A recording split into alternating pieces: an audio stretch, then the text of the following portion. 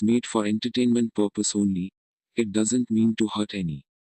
And don't take it.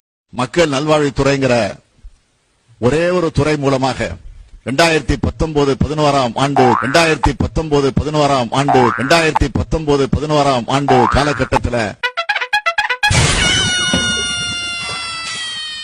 ஊர்த்தமா உன் நல்ல மனசுக்கு நீ தான் ஜெயிப்ப. தமிழின தலைவர் இன துரோகி. எப்படி உடன்பாட்டுக்கு போவேன்? இத்தனை 1000 மேடைகளில் இன துரோகி என்று 2009 பேசிய இந்த வைகோ எப்படி உடன்பாட்டுக்கு போவான்? அப்படி என்றால் என்னை அல்ல, நானே என்னை வஞ்சித்துக் கொள்வதாக அர்த்தம். தன்னெஞ்சறிவது பொய்யற்க, பொய்த்தவின் தன்னெஞ்சே தன்னை சுடும். என்னை அந்த கங்காதை இந்த ஊர்ல தானே இருக்கா?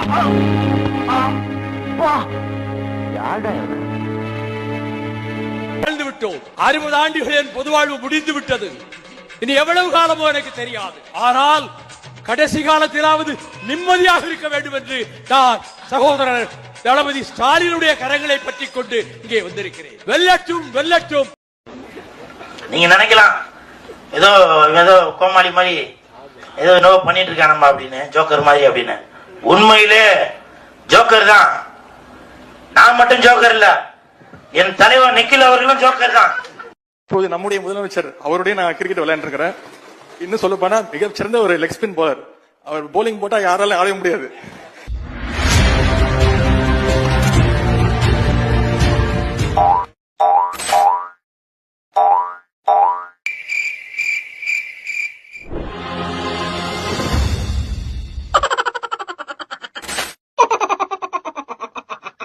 மாநில அளவில் தேர்தல் கூட்டணியாக இது அமைய ரொம்ப சிறப்பாக மும்பையில் நடத்துவதாக முடிவெடுத்திருக்கிறோம்.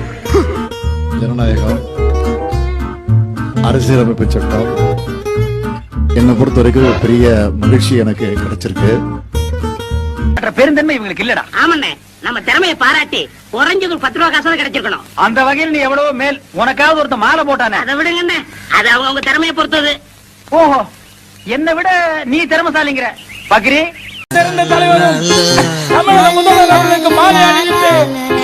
எல்லாரும் நம்மளே குறுகுன்னு பாக்குறாங்க. ஓஹோ, கடையே அலாட்டா இருக்கா? டேய், இந்த ஆர்ம விளையாட்டா இருந்தாலும் எனி டைம் அலாட்டா இருப்பான்டா. இன்னைக்கு யாரோ கேட்டுக்கிட்டு இருக்காங்கல்ல, பெரிய பெரிய பதவியில உட்காந்துக்கிட்டு திராவிடனா என்ன, திராவிடனா என்ன. இப்ப நடந்திருக்க இந்த கல்யாணம் இதுதான் திராவிடம். இப்ப நடந்தது இந்த கல்யாணம் இதான் திராவிடம். கல்யாணம் தான் திராவிடம்னா அது அப்பவே சொல்லியிருக்கலாமே. அதனாலதான் ஒவ்வொருத்தரும் 2-3 கல்யாணம் பண்ணிட்டு தெரிஞ்சிருக்காங்க இவங்க. எங்கள் உயிரை விட மேலாக தமிழை மதிக்கிறவங்க நாங்க. ஆஹா,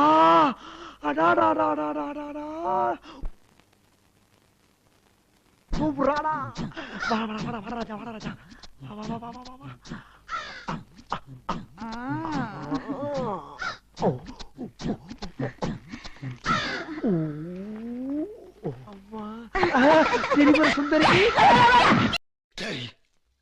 நான் செவனே தானா போய்க்கிருந்தேன்.